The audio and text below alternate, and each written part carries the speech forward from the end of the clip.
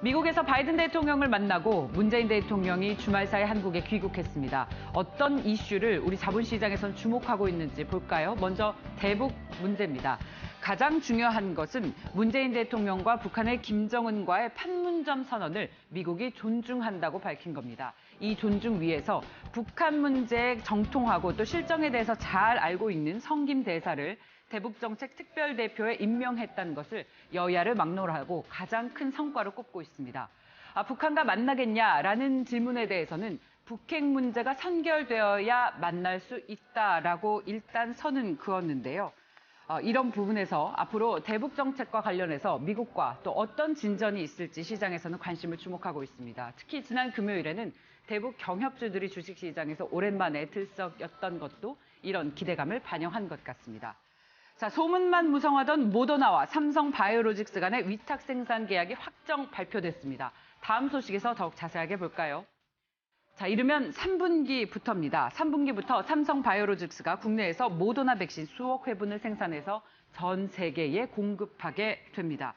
다만 백신 원액을 직접 만드는 건 아닙니다. 모더나 측으로부터 원액을 공급받아서 가공 작업을 하는 것인데요. 가공 작업에 해당하는 것은 유리병 무균 충전 라벨링 포장과 같은 작업에 해당합니다.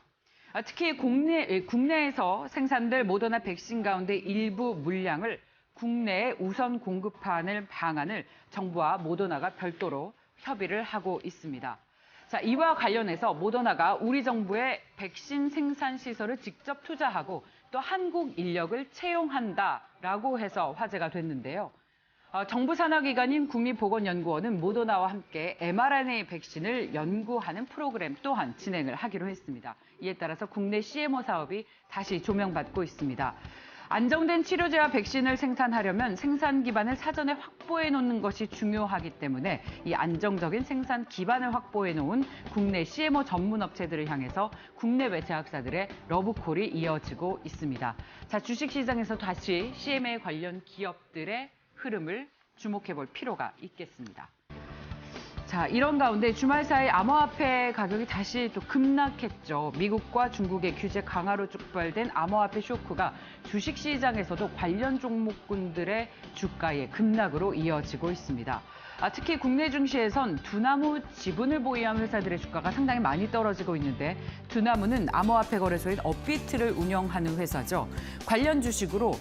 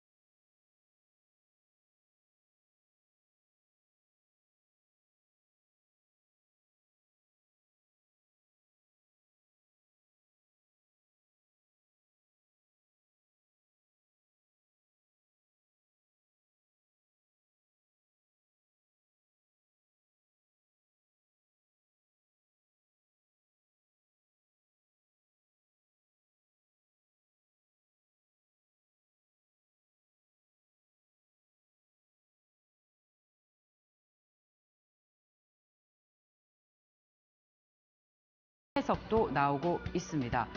하지만 또 비트코인 ETF에는 오히려 돈이 몰리고 있다고 하네요. 비트코인 ETF 거래량이 최근에 또 급증했다는 소식이 전해지고 있습니다. 자, 이렇게 비트코인과 또 이를 대체할 수 있는 금 관련 투자에 주식시장에 유동성이 이동하고 있다라는 소식이 전해지고 있는 가운데 당분간 또 증시의 유동성의 흐름이 바뀌는 것일지 고민이 필요한 시점이 됐습니다. 자, 그렇다면 오늘 여의도에서는 어떤 이슈에 주목을 하고 있을지 시장 전문가들에게 직접 듣겠습니다. 하나금융투자 강남금융센터로 가겠습니다. 이민경 PB님, 안녕하십니까? 네, 안녕하세요. 네, 오늘은 어떤 이슈에 주목하고 계십니까? 네, 오늘은 특정 종목이나 특정 업종이 아닌 ETF 얘기를 좀 해볼까 하는데요. 지난 20일 기준 국내 상장지수 펀드, 즉 ETF 시장의 순자산 총액이 최초로 60조 원을 돌파했습니다. ETF 시장이 개설된 2002년 3,444억 원에서 10년 만에 174배가 증가한 것인데요.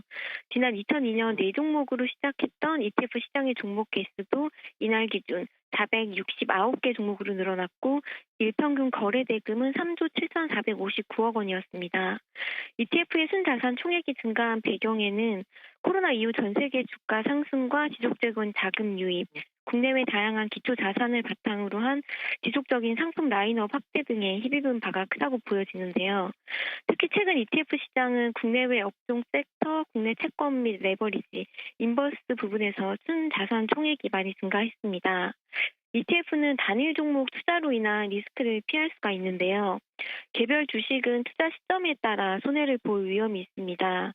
증시 대표 성장주인 2차 전지주를 예를 들어 보면 LG화학은 지난해 7월부터 급등했다가 올 1월 초 100만 원을 돌파한 후 상승세가 꺾인 반면 SK이노베이션은 올해 1월에만 50% 올랐습니다. 2차 전지 업종이더라도 1월 LG화학에 투자했다면 손해를 봤겠지만 2차 전지 ETF에 투자했다면 LG화학의 부진이 SK이노베이션으로 상쇄됐을 것입니다. 이러한 점이 ETF의 장점으로 볼 수 있겠는데요. 25일인 내일 국내 4개 자산운용사의 주식형 액티브 ETF 8종목이 거래소에 상장이 되는데요. 액티브 ETF는 저비용, 투명성이 장점인 패시브 ETF와 비교지수 대비 투과 수익 추구가 용이한 액티브 펀드의 장점을 결합한 ETF입니다.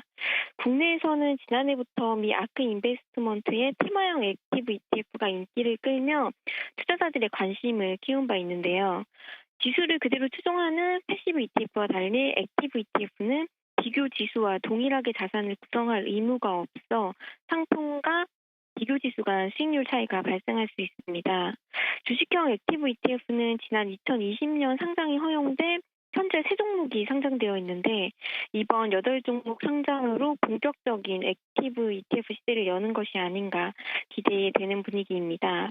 최근에는 긴 연금저축 계좌와 퇴직연금 IRP 계좌에서도 ETF 매매가 가능해졌는데요. 이렇듯 앞으로 ETF 투자 방식이 더욱더 성장할 것으로 예상되기 때문에 다양한 분야에서 ETF 활용해 보시는 방법 추천드리고요.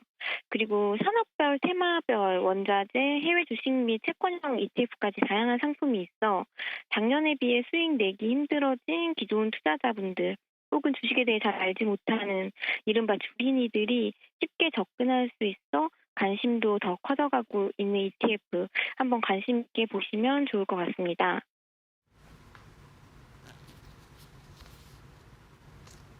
자, 네. 자, PB님, ETF는 지수를 추종하는 인덱스 투자도 있고 특정 업종이나 섹터를 추종하는 ETF도 있고 굉장히 상품이 다양합니다.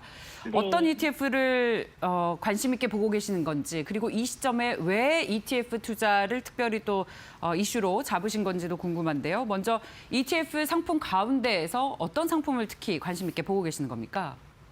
네, 최근에 비트코인이 많이 급락을 했는데도 불구하고 비트코인 ETF로 많은 자금이 몰렸다고 해서 비트코인 ETF 쪽으로 사람들이 관심이 많아진 것 같은데 저는 이제 백신 공급이 되면서 세계 정상화가 이제 빠른 시일 안에 될 것이다. 그러면서 여행 쪽으로 관심이 많아져서 여행 레저 관련한 ETF 좀 관심 가져보면 좋으실 것 같은데 저희 나라에 상장되어 있는 그 여행 레저 ETF는 타이거 여행 레저 ETF 하나밖에 없어서 요거랑 해외 쪽 ETF 그 여행 레저 관련 ETF 조금 관심 있게 보시면 좋을 것 같고요.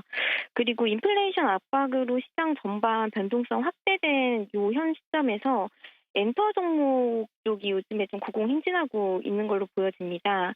주요 아티스트들의 컴백과 경기 정상화와 맞물리면서 호실적에 대한 기대감이 높아지고 있어서 미래일세 타이거 미디어 컨텐츠 ETF도 있는데 이런 것도 이제 조금 관심 있게 보시면 좋으실 것 같습니다.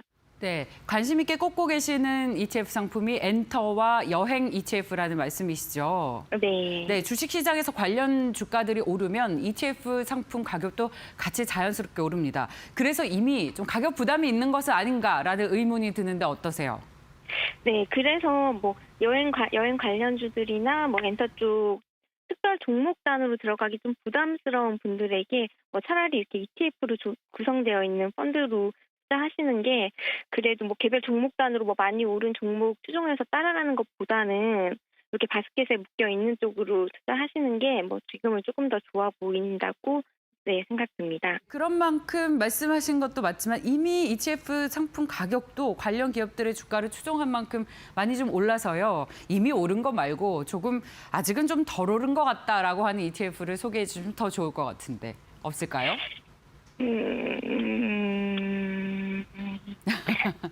뭐 2차 전지라든지 그래서 사실 시장이 최근에 너무 많이 오르기는 해서 예, ETF 상품도 종목단은 같이 다 많이 오른 것 같은데요. 네네, 맞아요. 그래서 이제 저는 뭐 특정 종목으로 들어가서 리스크를 키우는 것보다는 조금 이렇게 묶여있는 상품으로 들어가는 게 뭐 주식을 처음 하시는 분들이라든지 아니면 뭐 작년에는 사실 뭐 장이 워낙 좋았기 때문에 어떤 종목을 들어가도 좀 많이 먹는 장이었다면 올해는 좀 작년보다는 힘든 장이 되어서 뭐 이쪽으로 사람들의 시선도 이제 요새는 많이 이렇게 관심을 가지는 것 같고 저도 종목보다는 조금 이렇게 ETF 쪽으로 관심 가져보시는 게 좋을 것 같다고 생각합니다.